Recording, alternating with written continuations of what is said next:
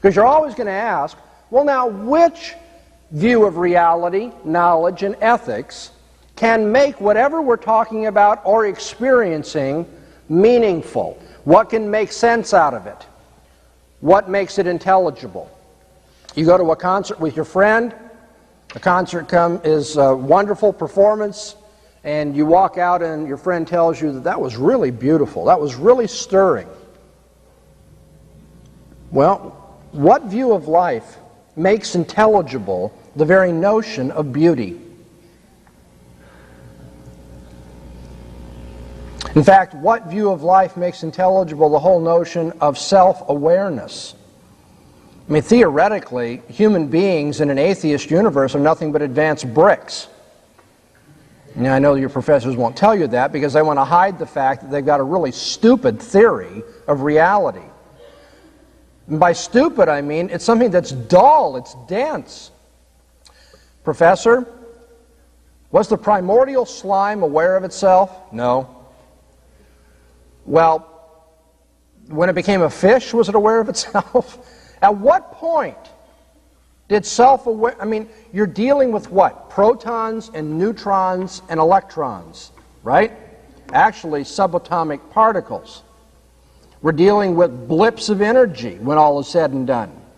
This is the classics illustrated approach to physics, okay? These blips of energy are there. And now, is one little blip of energy aware of itself? I think it lies around wondering, why would anybody tamper with a smoke alarm? No, it doesn't have thoughts like that. It isn't like you. It's just a little blip of energy. Now, what happens when you get one blip of energy together with a whole bunch of other blips of energy, each and every one of them too stupid to think about anything? They're dull. They're insensitive. They're just blips of energy. And you get enough of these blips of energy, you might even get a molecule of oxygen. Boom, there it is. And now you get another molecule of hydrogen and so forth, and eventually you got a drop of water. Now, if you move from zero self-consciousness and multiply that 1,000 times and then multiply that 1,000,000 times till you finally get a drop of water, do you got self-consciousness? No. That was not a trick question. You should have been able to answer that. Now, what if we get a lot of drops of water together? You got zero again, self-consciousness. You get all these drops of water together. Is the primordial slime going to be self-aware? Class? No, that's right. Okay, and if you get a lot of primordial slime and things happen to it, like, I don't know where lightning bolts come from on this worldview, but a lightning bolt hits it, and it gets energized, and so now it's energetic primordial slime. In fact, it says it's got to start growing and doing things and adapting to an environment which, come to think of it, is nothing but primordial slime. So what's it adapting to? Well, we're working on that one. Multiply that 1,000 times. You got self-awareness yet? No. You see, whenever the unbeliever talks about anything at all, he or she is assuming self-awareness, assuming a notion of beauty, of moral propriety, of rationality, of the uniformity of the world round about, the predictability of human experience. There are any number of things that are simply taken for granted. And what you're going to do as a Christian apologist is you're going to ask, what worldview makes sense out of that? Is self-awareness a big problem within the Christian worldview? No, the Bible tells us that God created man in His own image.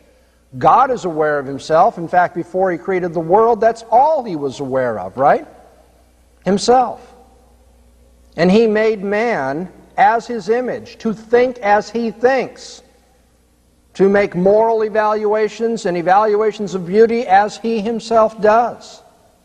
And so self-awareness is no problem in the Christian worldview. That isn't to say, I can tell you how God did it. It's not that kind of how question. It's not a mechanical question like, well, how do you make the Empire State Building? I'm not asking that. I'm saying, how can it be? How can there be anything like self-awareness in this worldview over here? In our worldview, it makes perfectly good sense, even if we don't know how God does it. And so the key apologetical question, once again then, is which worldview makes sense out of human experience? And human experience is so broad that that can include anything at all that you want to talk about. The method of apologetics that I am suggesting to you can be found in the book of Proverbs, chapter 26, verses 4 and 5. Proverbs 26, verses 4 and 5. And before we look at that, just a word of explanation. You need to realize that the Bible speaks of those who do not submit themselves to the fear of the Lord and God's revelation as fools. Now, when the Bible does this, it's not engaging in cheap name-calling. This is not Mr. T going, "You fool." No. It's an attempt to describe a mindset.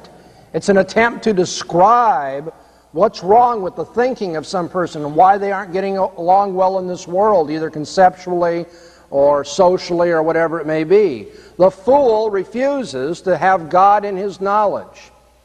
What does the Bible tell us? The fool has said in his heart, there is no God. Doesn't take account of God. Tries to live